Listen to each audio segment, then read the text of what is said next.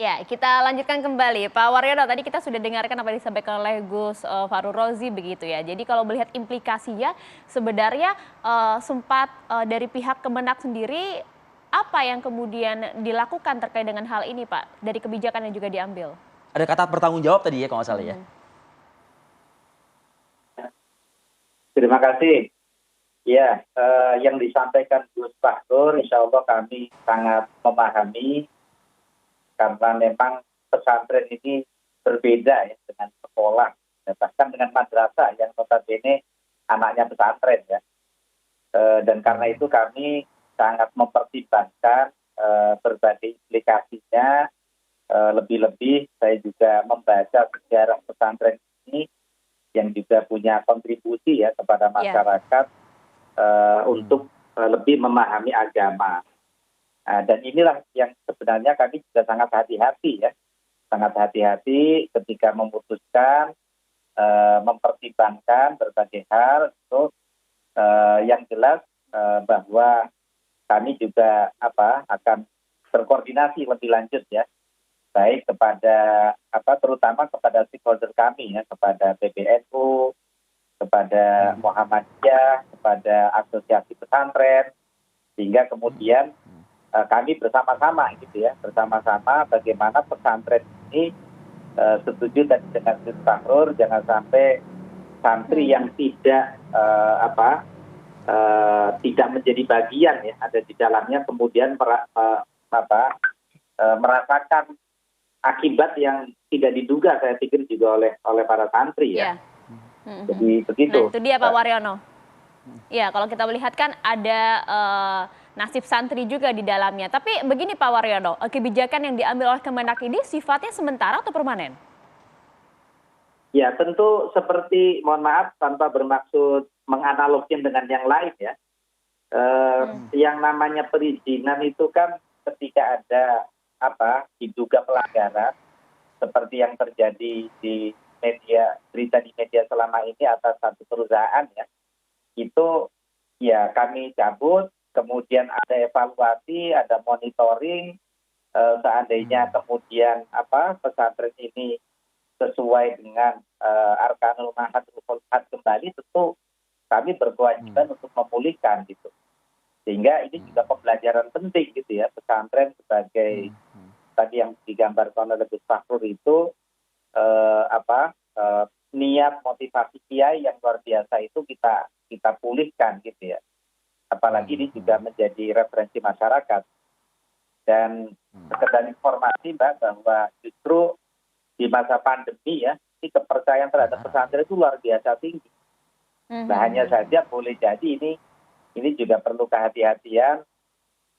Ini mengingatkan saya dan bagian dari kita dalam surat Al-Fatah gitu ya, Raja An-Nasrullah itu kita diperintah untuk fasabbih gitu ya, untuk bertasbih dan beristighfar gitu. Karena boleh jadi ini juga ujian buat kita gitu.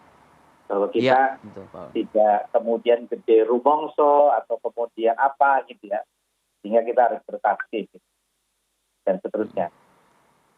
Pak Waryono, kalau saya boleh tangkap berarti sifatnya ini sementara lah ya, dan juga Kementerian Agama Republik Indonesia berkoordinasi dengan dinas-dinas terkait di lapangan begitu ya Pak Waryono, artinya akan membimbing dan kembali mengarahkan begitu ya Pak, yang saya tangkap dari pernyataan tadi begitu ya?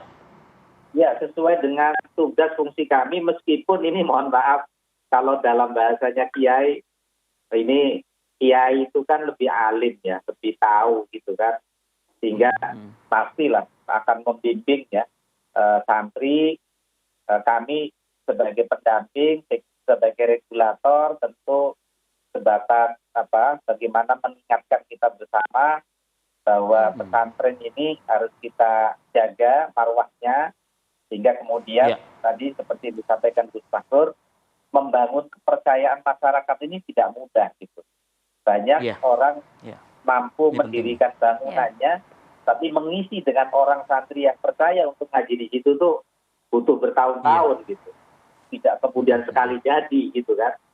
Nah ini kami juga mempertimbangkan itu Mbak. Mas. Oke.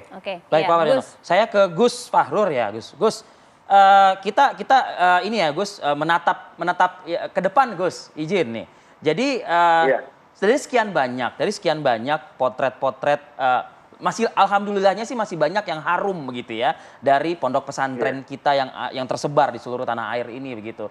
Tapi tidak bisa dipungkiri Gus, banyak sekali noda-noda gitu ya yang ikut juga mewarnai keberadaan pondok pesantren. Nah, bagaimana Gus ke depannya agar Kementerian Agama pun juga bersama dengan ormas-ormas bisa ikut mengawasi, ikut membimbing agar tidak ada lagi noda gitu loh.